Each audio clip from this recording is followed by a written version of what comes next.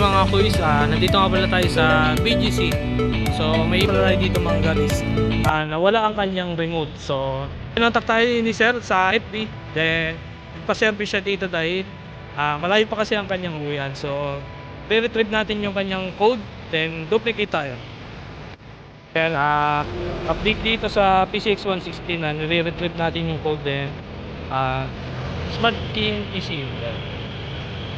So sa pagpasok nga pala na ito mga kuys, ilalagay nyo tong positive line dun sa TM ng PCX, and code, pasok natin. Press lang na isa, then lalabas yung key. Then wala kang pipindutin dyan kasi 0 yung nakalagay.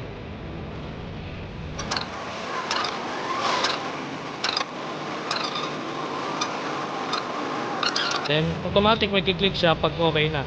Then pag umilaw na yung indicator ng key, then on mo na lang yung ayan, susi, then automatic yan. Dapat ilaw yan once na iwan mo. Ayan. So pairing na siya. So pair na siya. So tanggalin natin yung EM. Yeah. Try natin kung magbabasa. So dot, then on na natin. Pwede na sir, sa kaliwa. Pandarin lang natin.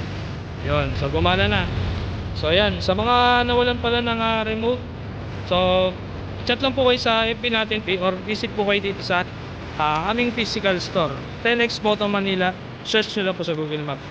So ayan, duplicate,